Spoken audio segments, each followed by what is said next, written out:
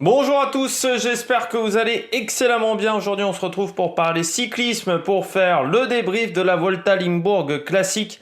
Ça va être un débrief express de cette course parce que j'ai pas grand chose à dire. J'ai même réfléchi à un moment à me dire, est-ce que je fais vraiment le débrief? Est-ce que je fais pas le débrief? Mais je me suis dit, allez, on va le faire le débrief en mode rapidos. C'est-à-dire qu'il y aura juste les maillots, on fera pas l'habillage, les coureurs au top, les flops, parce qu'il y aura que top et flop, hein, il y aura pas de bilan des bleus. Il y aura un bleu dans les flops, mais il n'y aura pas de bilan des bleus. Donc on va revenir sur cette course néerlandaise, sur cette course de préparation, je dirais, avant l'Amstel. Surtout cette année, il y a un vrai petit côté préparation parce que, pour la Jumbo hein, principalement et pour la Lotto, parce que l'Amstel a lieu une semaine après. Normalement, il y a un peu plus de temps avec l'Amstel, hein, vous avez 2 semaines. Mais comme Paris-Roubaix et l'Amstel ont été inversés pour cause d'élections présidentielles et de premier tour, je rappelle que le week-end prochain, ça sera l'Amstel Gold Race dimanche prochain et pas Paris-Roubaix. Il y a un petit peu une particularité. Donc, on va revenir sur cette course rapidement. On va voir les tops et flops. N'hésitez pas à vous abonner à la chaîne, à réagir dans les commentaires, à me dire si vous avez aimé ou pas aimé cette course. N'hésitez pas à mettre un pouce bleu, à partager la vidéo, notamment sur les réseaux sociaux, notamment auprès de vos proches. Quand vous vous abonnez à la chaîne, ce qui est déjà très bien, et je vous en remercie, vous pouvez mettre la petite cloche, ça c'est pour une petite question pratique, ça c'est pour vous, comme ça vous êtes au courant des dernières vidéos qui sortent sur la chaîne. Les vidéos cyclisme, comme demain le Tour des Flandres, mais également les vidéos MotoGP, comme le Grand Prix d'Argentine, ou les vidéos sur la Formule 1, notamment la présentation du prochain Grand Prix d'Australie ou le Tour du Pays Basque qui aura lieu à partir de lundi. Hein. On fera le débrief tous les soirs de l'étape du Tour du Pays Basque. On va essayer au maximum voilà, de faire le débrief de ce Tour du Pays Basque. Il y aura également le Tour de la Sarthe, mais ça on fera un débrief global du Tour de la Sarthe, je pense. Je ferai pas un débrief, je pense, tous les soirs du Tour de la Sarthe ou tous les matins du Tour de la Sarthe. Quoique, je peux y réfléchir. Je verrai. Vous pouvez me le mettre dans les commentaires si vous voulez un débrief tous les matins du Tour de la Sarthe. Je pense que ça sera quand même un peu compliqué à faire. Et ben, on commence tout de suite par la Volta Limbourg Classique. Course qui a été très compliquée. C'est pas la course où j'ai pris le plus de plaisir à regarder parce que on voyait bien que les conditions climatiques ont été dantesques. Hein. Les coureurs se sont pris du grésil, de la neige. Il faisait pas plus de 1 degré, donc vraiment c'était l'enfer. On voyait bien que ça a eu des conséquences sur la course, c'est-à-dire qu'on avait des coureurs qui avaient les jambes lourdes, ce qui fait que ça a rendu la course très difficile.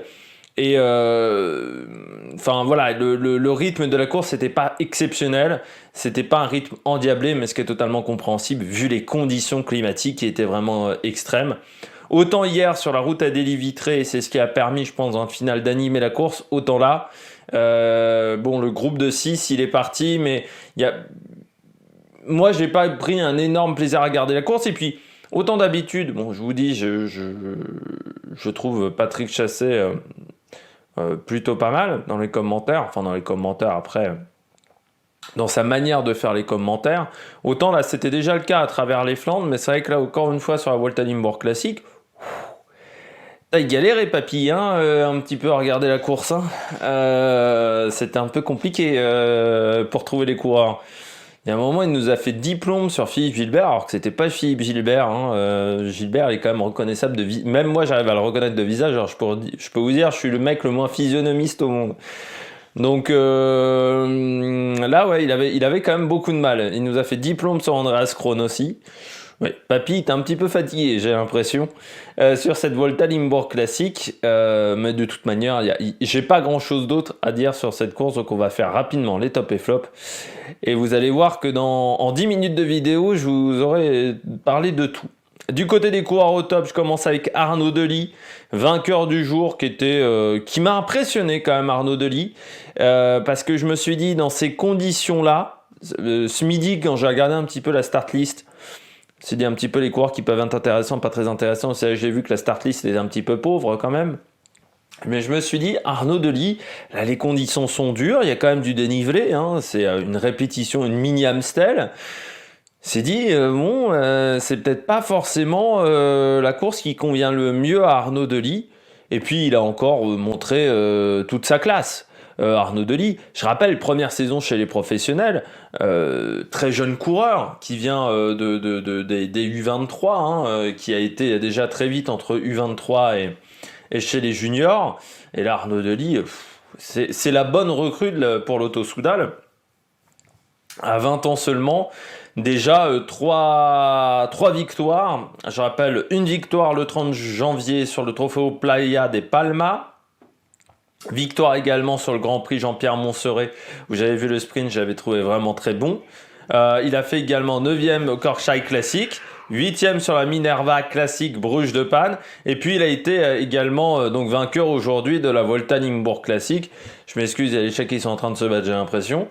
Du côté de cette Volta Limbourg Classic, c'était quand même 195 km. Il fallait les passer dans des conditions qui étaient difficiles, avec quand même dans le final, il y avait quand même Tom Dumoulin, il y avait Loïc Vliegen, donc des coureurs qui... Oldani également, pas mauvais coureur de la part d'Alpecin. C'était voilà, des coureurs qui avaient quand même un petit peu d'expérience. Et il s'en est très très bien sorti. Il a très très bien géré le final. Il a été très très intelligent dans le final. Et pour moi, c'est une énorme recrue quand même qui a fait la loto. Alors, on avait peu de doutes quand même sur les capacités d'Arnaud Delis. Mais il passe bien les bosses. Il sprint très bien. Moi, il me fait penser à un Peter Sagan. Un Peter Sagan, peut-être même plus Michael Matthews qu'un Peter Sagan. Voilà, un coureur qui est très bon quand même pour passer les bosses, avec une très bonne vitesse de sprint. Il est un peu dans ce profil-là, je trouve que c'est très intéressant pour la loto. Et puis surtout, ça montre que du côté de la loto, il n'y a pas que Caleb Ewan. Alors je pense que cette année, on va le préserver un petit peu. C'est-à-dire qu'on ne le mettra pas sur des grosses courses, sur trop de courses World Tour. Mais l'année prochaine, ça peut être intéressant. Mais il faudra que la loto puisse encore accéder aux courses World Tour. Et je rappelle que la loto, pour le moment, est 20e de ce fameux classement UCI qui revient sur les 3 dernières années. Je continue du côté des coureurs au top avec Tom Dumoulin. Rassurant, Tom Dumoulin, quant à sa forme physique. Même s'il n'y avait pas une grande starting list, même si certains diront il ne finit que 6e, mais il a eu une crevaison dans le final. Et je trouve qu'il a quand même bien réussi à réagir avec sa crevaison.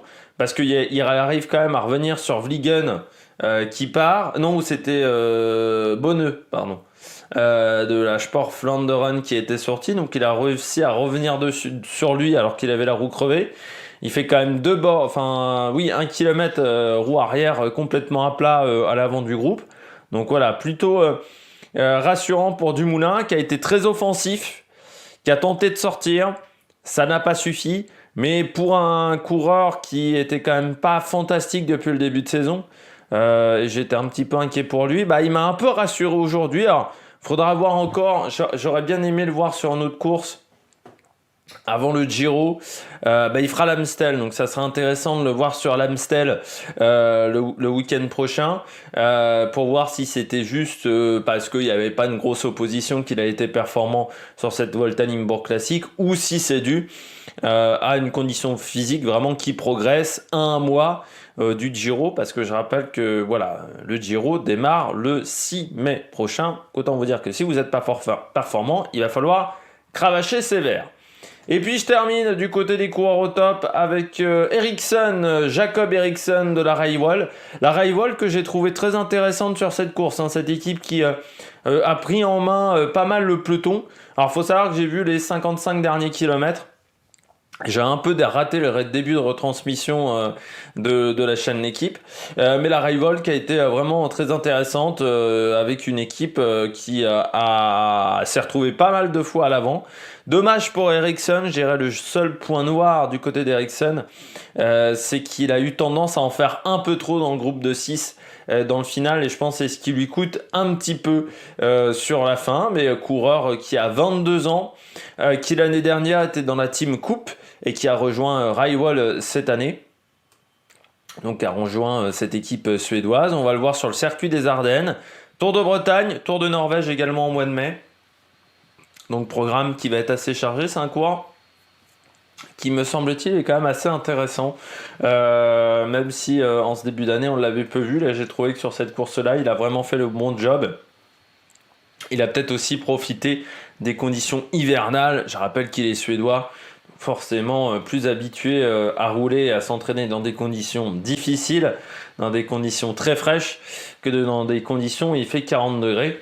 Ce qui l'a peut-être aidé aujourd'hui, mais c'est vrai que les Rivals ont été très présents dans le final. Et j'ai bien aimé que cette équipe continentale n'ait pas peur de prendre le peloton en main face à des équipes World Tour. On passe au bonnet d'âne. Du côté des bonnets d'âne, rapidement, j'ai mis Franck Bonamour qui a abandonné aujourd'hui. Franck Bonamour, il est tombé. Franck Bonamour, mauvaise nouvelle pour le coureur français. De toute manière, on peut pas dire que l'équipe BNB Hotel ait été impressionnante, avec également l'abandon de Jonathan Hiver, Alain Boileau, Maxime Chevalier, Elliot Littard. Donc je crois qu'il n'y en a qu'un seul qui a fini chez BNB, en sachant qu'il y a 40 coureurs seulement qui ont fini, je crois. Donc il n'y en a vraiment pas beaucoup. Je vais vérifier du côté de BNB Hotel. Oui, Thibaut Ferras qui a pris la 13e place. Mais du côté de Franck Bonamour, c'était un parcours qui pouvait lui convenir. Un petit peu vallonné, on sait ses qualités quand même de puncher également à Franck Bonamour, mais il est tombé et c'est un début de saison quand même assez catastrophique après sa chute sur le Grand Prix La Marseillaise, un début de saison qui a quand même pas été foufou, notamment un Tour des Alpes-Maritimes compliqué pour le coureur français, un enchaînement Drôme classique de l'Ardèche pas top. Ça aurait été bien de se montrer sur une course quand même avec ça aurait été sympa de prendre de la confiance, on va dire, avant l'Amstel notamment. Et puis là, il est tombé. Alors, il semblerait que du côté de Jérôme Pinot, on était plutôt rassurant, mais il semblerait quand même qu'il avait mal au dos, Franck Bonamour. Et bon, BNB Hotel, peu de points en ce début de saison, et sur cette course-là, bon, ils n'ont pas été non plus incroyables. Alors très clairement, je les ai pas vus, à part Thibaut Ferras un peu, et encore c'était quand même assez léger. Les autres coureurs, je les ai pas vus, donc ils avaient dû déjà abandonner avant la prise d'antenne du côté de la chaîne L'équipe. Stefano Oldani, pourquoi Oldani? Vous allez me dire, mais t'es complètement fou. Oldani, il fait deuxième de la course. J'ai pas du tout aimé ses coups d'épaule, mais vraiment.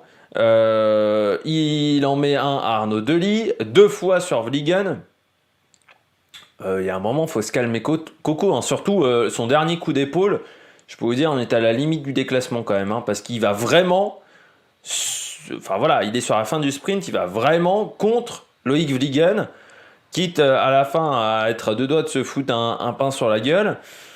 J'ai pas trop aimé l'attitude de Oldani. Alors pas beaucoup mieux Loïc Vliegen, c'est pour ça que je l'ai pas mis dans les coureurs au top, mais j'ai vraiment pas aimé l'attitude de Oldani dans le final, qui je trouve a pris beaucoup de risques sur des pavés dans des conditions difficiles. Je pense qu'il avait pas besoin de ça pour faire deuxième. Face à Vliegen et face à Ericsson, normalement ça devait suffire, mais il a vraiment pris énormément de risques et ça aurait pu avoir des conséquences énormes. Il aurait pu provoquer la chute d'un autre coureur. Je pense que Oldani, voilà, il faut un petit peu se calmer mon coco. On sait que tu as du talent, tu étais à l'auto l'année dernière, on avait vu que tu avais quand même un potentiel. Ne gâche pas tout en prenant trop de risques. Là, je trouve que c'était un peu too much. Et puis, je termine avec Lorraine Suisse. Là aussi, du côté de Lorraine Suisse, il a abandonné même le coureur belge d'Intermarché Anti-Gobert. Bon, Lorraine Suisse, c'est quand même pour moi une déception. Alors déjà aujourd'hui, parce que sur un parcours comme ça, de 1800 mètres de dénivelé positif, je pense qu'il était capable quand même de faire quelque chose de bien. Et puis Lorraine Suisse, bon, depuis qu'il a rejoint Intermarché, c'est pas top, mais de toute manière, j'ai un peu l'impression que c'est quand même un coureur qui a fait un bon mois dans sa carrière, et puis après derrière, on l'a fait signer dans une équipe World Tour, après avoir fait 2-3 belles performances sur des courses, je dirais, Pro Series. Et maintenant, on s'aperçoit qu'il a peut-être pas forcément le gros niveau. C'est dommage, il a 23 ans. Mais là, je trouve que depuis le début de saison, c'est vraiment très faible ce qu'il propose. Et je m'attendais à mieux de Lorraine Suisse sur ce début de saison. Et sur une course comme celle-là, je pensais qu'il était en capacité de faire vraiment des choses intéressantes. Donc un peu frustrant. Alors on va le retrouver sur le Tour du Pays Basque à partir de lundi. Et puis il sera également sur la Flèche Brabançonne le 13 avril. Je rappelle, la Flèche Brabançonne, c'est vraiment la course qui fait la liaison entre les Flandriennes et les Ardennaises. C'est vraiment la course de transition, la Flèche des Brabansen Pleich. Je crois que j'ai bien dit en flandrien. Je progresse en flandrien à une vitesse quand même assez monumentale. Bon, j'espère que vous avez aimé cette vidéo. Si vous avez aimé cette vidéo, n'hésitez pas à vous abonner à la chaîne, à réagir dans les commentaires, à mettre un pouce bleu. Et nous, on se retrouve pour de nouvelles aventures sur la Mail Production. Ciao, ciao!